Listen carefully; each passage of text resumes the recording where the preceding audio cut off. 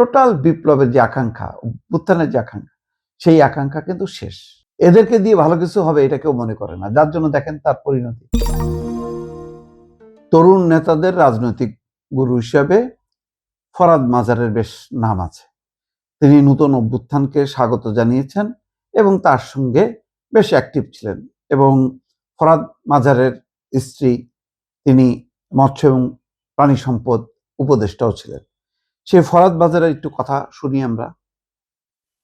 বারবার বলেছি মন্ত্রণালয় ঠিক মতো চালাতে, কেন বলেছি নাহিদকে, আমার কথা আমি বলেছি যে তোমরা যদি মন্ত্রণালয় ঠিক মতো না চালাও তাহলে আগামী দিনে আমি কোন তরুণকে আজকে মন্ত্রিত্বের পদে নিতে পারবো না। তোমাদের বয়সে আমি তোমরা গেছো, তোমরা সুযোগ পেয়েছো, এত বড় ঐতিহাসিক সুযোগ কেউ পায় না, কিন্তু তারা কেউই মন্ত্রণালয় ঠিক মতো পরিচালনা করে নাই। এটা আমি তো এখন পাবলিক এই অভিযোগটা তুললাম। আসিফ কোন পরিচালনা করবে এবং তার বিরুদ্ধে এখন দুর্নীতির অভিযোগ এসেছে।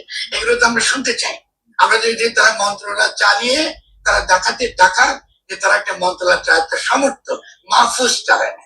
মাহফুজ তার বন্ধুদেরকে যে কাজগুলো করবার তার কোনো কাজই সে করে না। সে সমস্ত গণমাধ্যম গুলো যাদেরকে দিয়েছে এই তার সময় সবগুলো আওয়ামী লীগের, আজকে আওয়ামী লীগ আল্পের কথা সে বলতেছে কিসের কোন মুখে?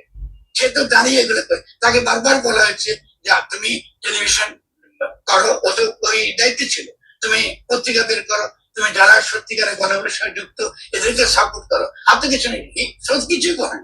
আপনি যতগুলো এখন দেখতেছেন এই আওয়ামী লীগরা অ্যাক্টিভ হয়েছে, তো ওটা তার আমলি হয়েছে। তো আপনি এই যে সে এখন এসে বড় বড় বার্তা দিচ্ছে যে আওয়ামী লীগ এসে যাচ্ছে, ওটা তো ওর জন্য হয়েছে। তো আপনি এগুলো তো অন্যায় কথা। আপনি তো আওয়ামী লীগকে যদি আর কত শোনাবো বলেন?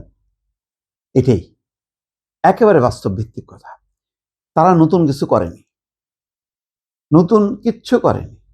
আমার ব্যক্তিগত অভিজ্ঞতা একটু বলি, যে আমি চিন্তা করলাম যে ঠিক আছে, মানে এখন নতুন পরিবর্তন, নতুন ধারার একটা চ্যানেল করি। আমি যেইটা বুঝি আর কি, যে গণমাধ্যমটা, ভাই রে ভাই, আমি বোধহয় এক উপদেষ্টার রুমে 5 মিনিটও হয়নি, বোধহয় 2-3 মিনিটের মধ্যে আমি তার অ্যাটিটিউড দেখে আমি দ্রুত বেগে বের হয়ে আসছি। কি আলোচনা করবো, কার সাথে আলোচনা করবো, এইভাবে তখনই বুঝলাম যে এটা তো ফেল এবং সমস্ত ক্ষেত্রে দেখেন, আমার কথা বাদ দিলাম, একটা কোনো জিনিস পয়দা করতে পারলো ভালো, কিচ্ছু না। শুধু কোথায় কোথায় মাল আছে, কোথায় টাকা আছে, অন্য দৌড়াইছে তার পিছনে। একটা কোনো মডেল তারা আর দাঁড় করাতে পারেনি।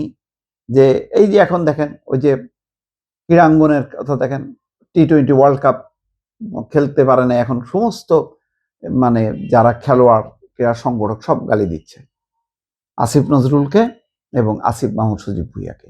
সেই ক্রিকেট বোর্ডে তছনছ করে ফেলছে, যেটা এখনো বলতে গেলে জোড়া লাগেনি।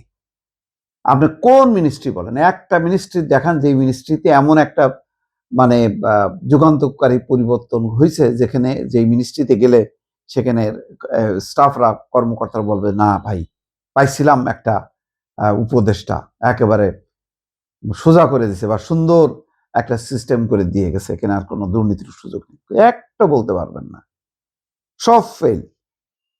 আপনি সংবিধান ছুঁড়ে দাও, কি সেকেন্ড রিপাবলিক, রাষ্ট্রপতি চুপ উল্টায় দাও, পাল্টায় দাও, এইটা করো সেটা করো, যতটুক সুযোগ, এই যে ফরহাদ মাজার বলছে না, কারেক্টলি বলছে যে এইরকম সুযোগ আসলে কেউ পায় না, সারা জীবন রাজনীতি করেও পায় না।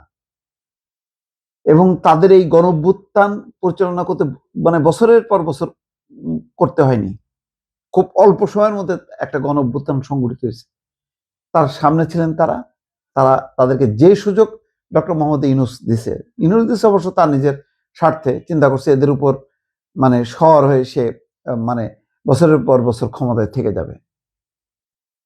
কিন্তু তারা কি করলো, মানে আর বিএনপির আমলে, আওয়ামী লীগের আমলে আর 10 জন যেভাবে চালাইছে তার বাইরে কি এমন করতে পারছে?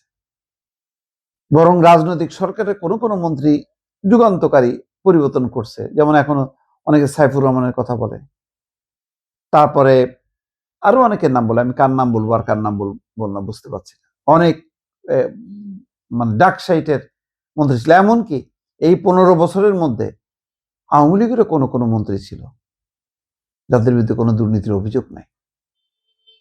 সেইটা সচিবালয়ের ভেতরে ঢুকলেই সেই আওয়াজ পাওয়া যায়।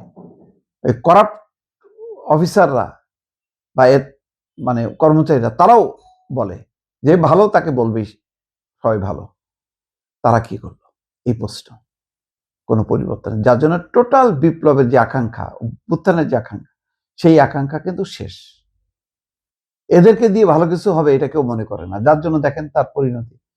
দল 6 জন জামাতের আশীর্বাদ নিয়ে 6টা এমপি নিয়ে এখন তারা খেলতেছে।